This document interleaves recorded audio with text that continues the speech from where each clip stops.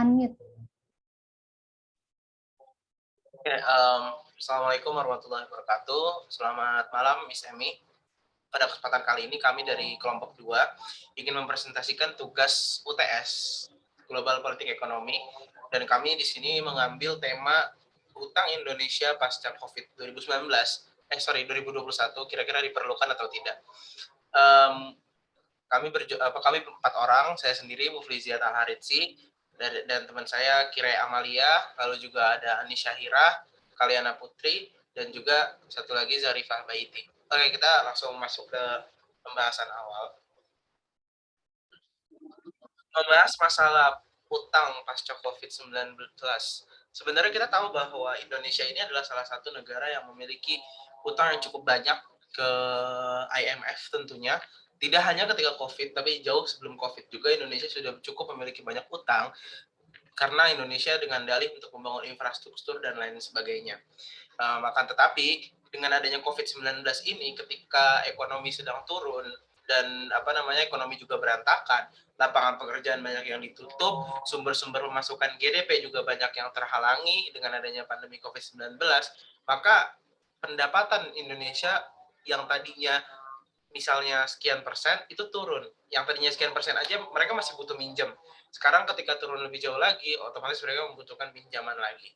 Oke, dilansir dari kompasmoney.com, pemerintah sudah menarik utang sekitar 5.506 triliun sepanjang tahun 2021, berarti sampai sekarang, yang dimana sekarang bisa dibilang COVID belum selesai, belum bisa kita katakan selesai ya, cuman bisa dibilang hampir pasca, karena mulai banyak penurunan angka COVID dan juga sudah tidak terlalu panas isunya, nggak kayak bulan-bulan lalu. Lalu juga Menteri Keuangan kita, Ibu Sri Mulyani Indrawati, mengatakan penarikan utang ini mencapai 46,8% dari target utang dalam APBN 2021 sebesar 1.177,4 triliun. Angka ini adalah angka yang cukup banyak, bukan dibilang cukup banyak, tapi sangat banyak. Lalu juga yang jadi pertanyaan adalah kenapa sih harus tetap utang gitu loh? Kenapa harus tetap utang? Padahal dengan ada pasca COVID-19 ini, pemerintah harusnya sudah bisa membuka lagi mulai dari peternakan, lalu juga pariwisata, lapangan pekerjaan dengan progres yang dijaga gitu. Kita kan juga punya banyak dokter-dokter, lalu juga ada nakes-nakes dan juga satgas-satgas COVID itu bisa digunakan juga untuk menjaga supaya misalnya pembukaan lapangan pekerjaan atau lain sebagainya itu sesuai dengan peraturan. Karena kalau misalnya memang kita terus minjem uang terus, ya kita bakal terus terbebani. Sekarang gini pertanyaannya, apakah dengan meminjam uang itu adalah salah satu jalan keluar bagi Indonesia? Nah, saya mendapatkan ini dari jurnal yang ada di UMS.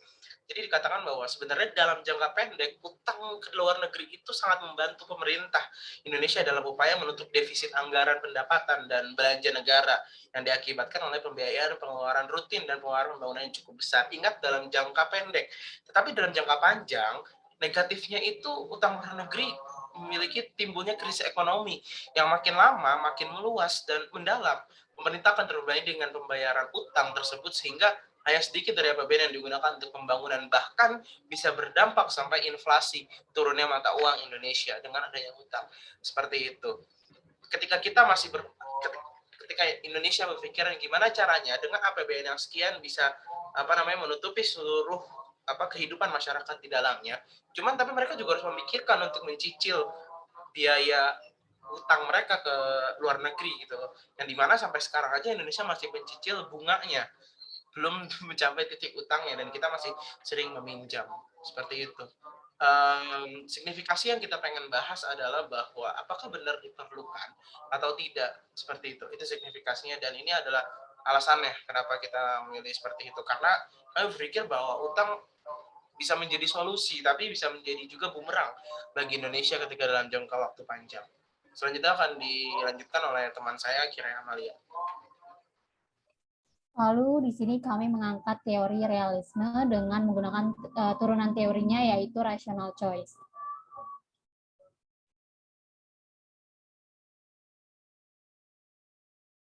kalau kita melihat dalam realis sendiri, sebenarnya negara itu berperan sebagai aktor utamanya. Kemudian juga dalam teori realis ini sebenarnya mengatakan bahwa manusia itu dianggap sebagai makhluk yang agresif. Kenapa kayak gitu? Karena manusia itu kan rela ngelakuin apa aja untuk mencapai keinginannya kayak gitu. Terus selain agresif juga manusia itu dianggap sebagai makhluk yang egois. Nah, di sini kita dapat memahami juga kalau manusia saja dapat berpotensi untuk berkonflik dengan manusia lain, gimana dengan konteks negara itu sendiri pasti akan sangat berpotensi juga gitu. Nah, setiap negara kita juga tahu bahwa akan selalu memiliki kepentingan yang harus mereka capai, yang ingin mereka capai kayak gitu. Terus semua aktor terutama negara itu sifatnya adalah rasional. Aktor negara itu juga rasional, terus aktor yang berada di dalam negara pun juga bersifat rasional. Nah, sebenarnya sederhananya dari rational choice ini, setiap manusia itu kan selalu dihadapkan dengan beberapa pilihan. Nah, mereka harus menentukan pilihan yang sekiranya paling mereka butuhkan untuk mencapai keinginan mereka kayak gitu. Menekankan ke kondisi yang di mana individu harus memilih untuk tindakan yang didasari oleh nalar rasionalnya. Terus juga memuaskan keinginan mereka serta kebutuhan mereka juga kayak gitu. Nah, selanjutnya akan dijelaskan oleh teman saya Anis Syahira.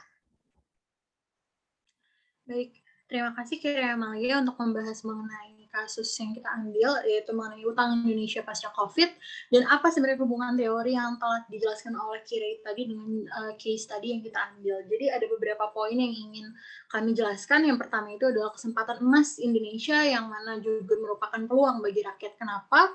Karena seperti yang telah dijelaskan pada alasan kenapa kami memilih study case ini, fakta menarik yang kami dapatkan bersumber dari salah satu jurnal FEB Unmulut Aceh.id ini membahas mengenai apakah utang itu memang dapat berpengaruh pada ekonomi Indonesia dan sebenarnya apa dampaknya gitu.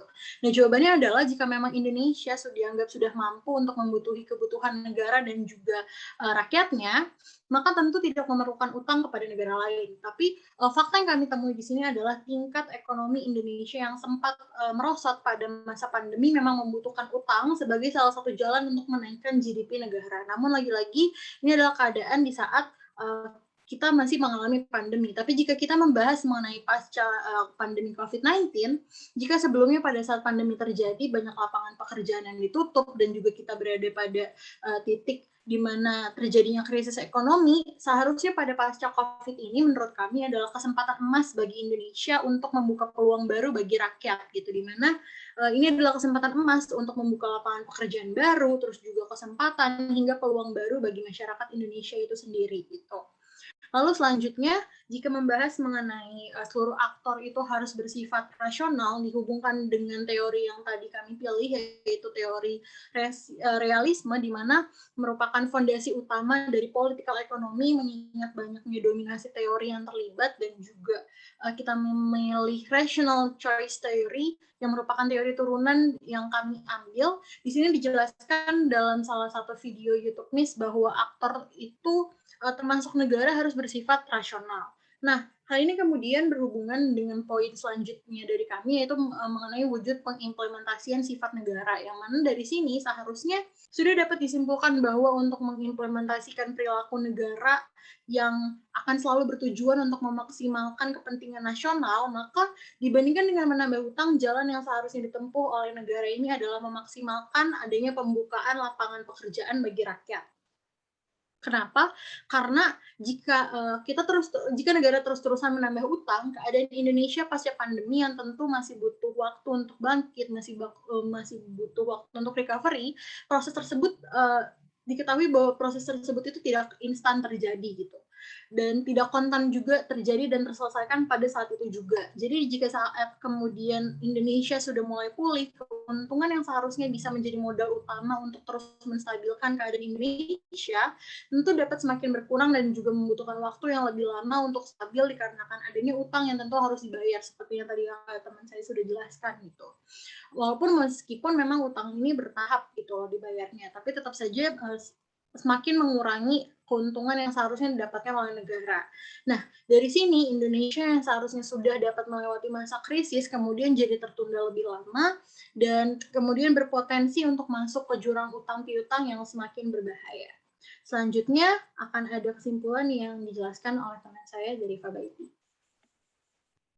Baik, terima kasih Ani Syahira. Pada ulangan tengah semester kali ini, Global Politik Ekonomi, dari kesimpulan yang kelompok kami ambil, jadi setelah dibahas oleh teman-teman saya, dan dari judul yang telah di-highlight, perlukah kita untuk mengambil berhutang pada saat pandemi ini? Menurut kami tidak perlu, karena Indonesia merupakan negara yang memiliki sumber daya yang berlimpah di bawah sistem pemerintahan Indonesia juga, yang memiliki strategi pembiayaan dalam pasca pandemi COVID. Nah, setelah dihubungkan dengan teori yang telah kelompok kami pilih, yaitu realisme, menurut garis perspektif yang paling dominan dan paling berpengaruh dalam hubungan internasional, pada studi case ini kami menggunakan dasar normatif realisme, yaitu kelangsungan hidup negara atau survival. Nah, survival ini adalah sebuah negara yang memiliki kepentingan dalam menjaga kelangsungan hidup negaranya, dalam memperoleh kepentingan atau national interest. Nah, dalam perspektif realisme yang memiliki keturunan rational choice, yang telah kelompok kami pilih, terdapat moralitas mendapatkan tempat yang terbatas dalam politik internasional. Nah, moralitas ini sebagai terbatas karena moralitas dapat menghambat usaha suatu negara dalam memperoleh kekuatannya dari negara lain dan mempertahankan kelangsungan hidup negaranya. Oleh karena itu, dalam mata kuliah Global Politik Ekonomi, adanya peran utama dan aktivitas dari negara dan dinamika hubungan kompetisi dalam negara. Nah, pertama itu ada internasional, yang kami ambil adalah international dynamic. Nah, berdasarkan international dynamic ini berdasarkan kalkulasi nasional. Jadi, suatu negara akan mengkalkulasikan bagaimana kemampuan negara mereka untuk bisa dapat berkontribusi dengan negara lain. Jadi, mereka akan mengambil keputusan berdasarkan kalkulasi nasional atau kepentingan nasional mereka. Oleh karena itu, Indonesia pada saat ini, pada saat pandemi COVID, mungkin merasa bahwa adanya kemampuan dari Indonesia untuk dapat mengembalikan hutang yang mereka ambil. Padahal harusnya Indonesia dapat memanfaatkan kreativitas yang ada di dalam sumber daya manusianya. Pada saat pandemi COVID ini bukan berarti menghalangi oleh semua pemasukan yang mengurangi perekonomian di Indonesia, tetapi harusnya pemerintahan Indonesia ini mempunyai sistem atau strategi program yang dapat menumbuhkan perekonomian kembali. Dan dari situ, kelompok kami juga telah menyimpulkan yang tadi sudah dijelaskan oleh teman saya, untuk mengimplementasikan perilaku negara yang akan selalu bertujuan memaksimalkan kepentingan nasional.